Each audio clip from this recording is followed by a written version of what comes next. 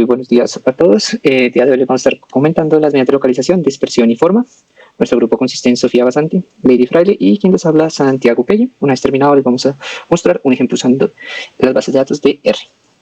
Entonces, medidas de localización, o también conocida como medida de tendencia central, hace referencia a los valores más representativos de un conjunto de datos. Es alrededor de qué valor nuestros datos se agrupan. Los más comunes suelen ser la media, la mediana, moda y los cuantiles.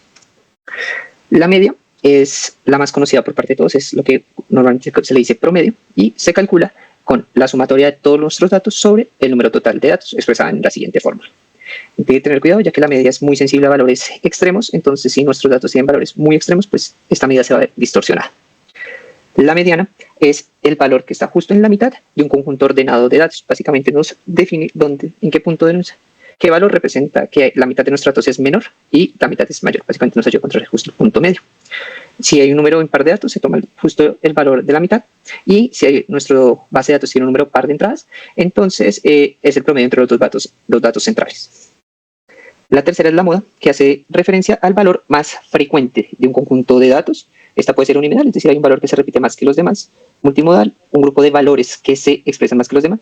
Y existe el caso, ya que si todos los valores se representan tienen una frecuencia similar o todos son únicos, pues digamos que no existe una moda en este conjunto de datos. La última que se conoce son los cuantiles. Los cuantiles hacen referencia a subdividir nuestro conjunto ordenado de datos en partes iguales. La idea es que cada cuantil tenga exactamente el mismo número de datos. Lo tradicional es que se haga en cuartiles, es decir, dividir nuestro conjunto de datos en 4 partes.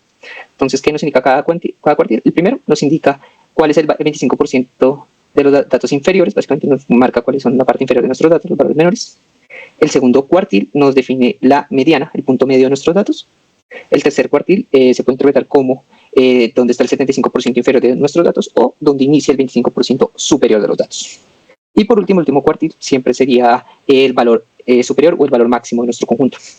Si bien lo tradicional es que se hagan en cuartiles, es perfectamente posible que hacer 10 cuantiles, en este caso le decimos deciles, o podemos dividirlo en 100, que serían los percentiles.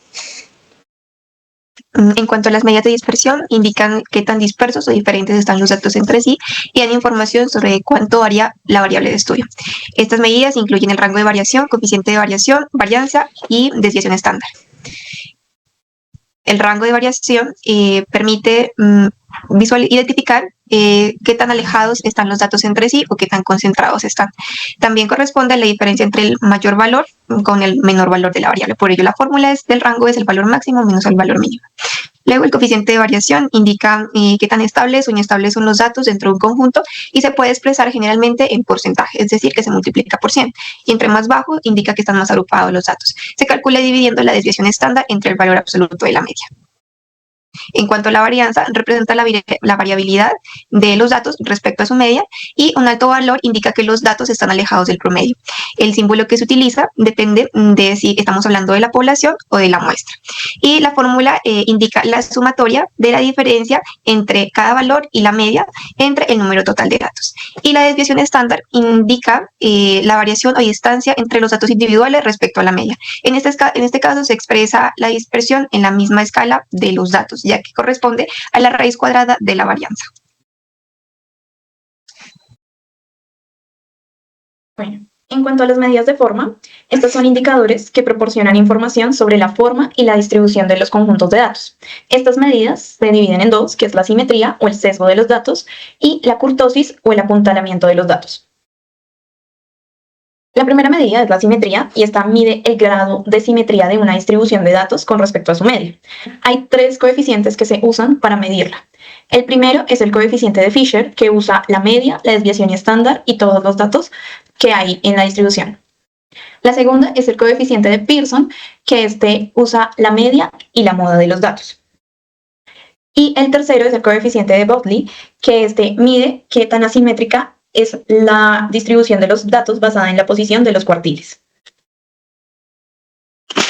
En cuanto a sus interpretaciones, si están muy sesgados el resultado hacia la izquierda, quiere decir que la cola es más larga hacia valores pequeños, la simetría es negativa, como se ve en la primera imagen. Si los datos están sesgados a la derecha o con colas largas hacia valores largos, la simetría es positiva, como se ve en la segunda imagen. Y si los datos están simétricamente distribuidos, la simetría es igual a 0, como se evidencia en la tercera imagen. La kurtosis es una medida estadística que indica el grado de concentración de una distribución alrededor de su medio. La kurtosis muestra si una distribución es escarpada o achatada. En cuanto a su interpretación, si el coeficiente de kurtosis es mayor a 0, la distribución es leptocúrtica, como se evidencia en la primera imagen. Si el coeficiente de kurtosis es igual a 0, la distribución es mesocúrtica, como se evidencia en la segunda imagen. Y si el coeficiente de kurtosis es menor a 0, la distribución es platicúrtica, eso quiere decir que es más ancha y con colas más ligeras, como se evidencia en la tercera imagen. Listo, muchísimas gracias. Esta va a ser la parte teórica y como les comentaba, vamos a seguir con una pequeña demostración en el lenguaje R. Entonces, como les comentaba, R tiene bastantes bases de datos que podemos usar para practicar. En este caso vamos a usar la variable Air Quality, que representa los datos tomados en la isla de Roosevelt. Principalmente tiene 4: ozonos, radiación solar, velocidad del viento y temperatura expresada en Fahrenheit. Entonces, para las medidas de tendencia central, lo único que se necesita es la librería Modest para sacar la moda, pero R tiene las variables para las demás integradas. Entonces, lo primero que hay que hacer es cargar nuestra base de datos y con la función min vamos a poder encontrar la media de las 4 variables. Rápidamente nos damos cuenta de que la media de ozono es 42.12 partes por billón, en la intensidad solar fueron 185.93 en Lang, la velocidad del viento fueron 9.95 y por último 77.83 es nuestra temperatura media. Como les comentaba, pues existe también la mediana que nos muestra el punto en la mitad. Entonces sabemos que la mitad de los datos van a ser mayor o menor a estos valores. Entonces en ozono, por ejemplo, es 31.5, en radiación solar 205, en viento 9.7 y en temperatura 79. Básicamente estos valores están mostrando la mitad del valor de los datos. También es posible calcular la moda usando la función MFP, Most Frequent Value. Entonces nos dice que para ozono el valor más frecuente fue 23. Para la radiación solar tenemos dos resultados, 238 y 259, quiere decir que estos son los valores que más veces se han repetido en el caso. Y tenemos que para el viento es 11.5 y para temperatura tenemos una temperatura de 81. Como les comentaba, también podemos calcular los cuartiles, también la R nos puso en esta fórmula, entonces los podemos ver acá, aunque también es posible verlos en una expresión un poquito más gráfica, que son con los boxplot, entonces podemos verlos acá. Entonces, por ejemplo, sabemos que ozono, el 25% de los datos está en 18, es decir, es la parte inferior de los datos, de 18 a 31, pues en 31 ponemos la mediana, la mitad de los datos están acá, y esto nos representa cómo están distribuidos. El 25% superior de nuestros datos arranca en 63.25 y el valor máximo será 168, eso es para ozono, expresado en partes por billón. Por último, en radiación solar podemos ver que el primer cuartil lo define 115.75, la media es 205, el 25% superior inicia en 258.25 Lang y el valor máximo registrado fueron 334. Esto es una pequeña expresión más gráfica de cómo están distribuidos los datos que vamos a mostrarles más adelante. Entonces, tenemos las medidas de dispersión central. En cuanto a las medidas de dispersión, se llama pues la base de datos seleccionada y se puede identificar que hay variables que no pueden ser muy... otra vez. Bueno, respecto a las medidas de dispersión, se puede identificar en la base de datos que hay dos variables que se podrían omitir en la evaluación de estas medidas, que serían mes y día, en las cuales se eliminan, y luego se procede a calcular el rango variable por variable. En esta metodología se calcula el valor mínimo, el valor máximo y se define el rango como la diferencia entre el valor máximo y el valor mínimo. En este caso se puede mirar en la parte inferior que el valor mínimo es 1, el valor máximo es 168 para la variable ozono y por ende el rango implicaría 167. También hay otra manera de calcular este rango, pero para todas las variables al tiempo, que sería mediante este comando, y podemos pasar al cálculo de la varianza. Para el cálculo de la varianza se hizo variable por variable y se puede identificar que la variable con mayor varianza es solar y la de menor varianza es viento. Tomando como base este valor, pues también se puede calcular la desviación estándar, que siguiendo el mismo patrón del anterior, se puede determinar que la que tiene mayor desviación estándar es efectivamente solar y la que tiene menor desviación estándar es viento. Siguiendo con el cálculo del coeficiente, para ello se requiere la media, entonces tomando como ejemplo ozono, se hace el cálculo de la media y se puede calcular el coeficiente de variación. Hay otra alternativa para calcular el coeficiente de variación, que para ello se requiere llamar una librería adicional, que se la llama más arriba, que corresponde a Fincal, y con ese se hizo el cálculo de los coeficientes de variación de las otras variables adicionales restantes. Listo.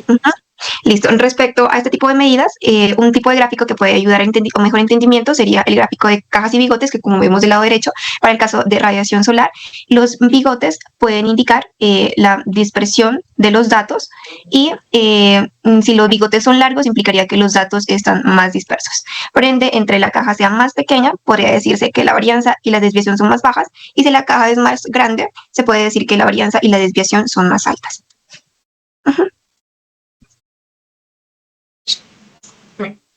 En cuanto a las medidas de forma, lo primero que se hace es llamar las librerías que nos permiten hacer los cálculos para la simetría y kurtosis. Luego se realiza el cálculo de la simetría y la kurtosis para cada variable,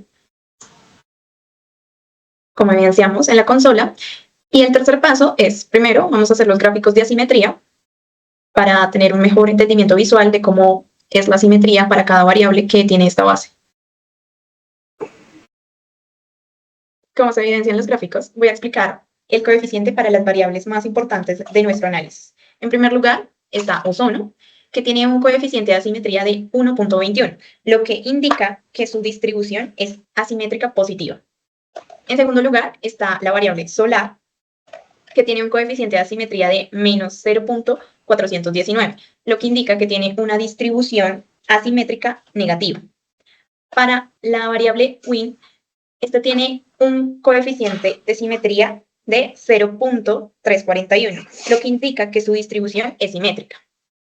Y en cuarto lugar está la variable temperatura, que tiene un coeficiente de asimetría de menos 0.371, lo que indica que tiene una distribución asimétrica negativa.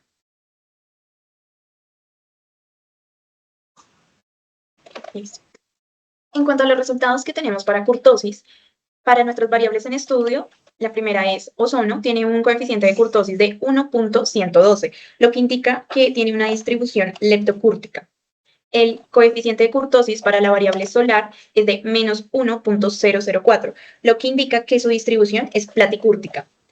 En tercer lugar está la variable win, que tiene un coeficiente de kurtosis del 0.029, lo que indica que su distribución es mesocúrtica, ya que es muy parecida a una normal.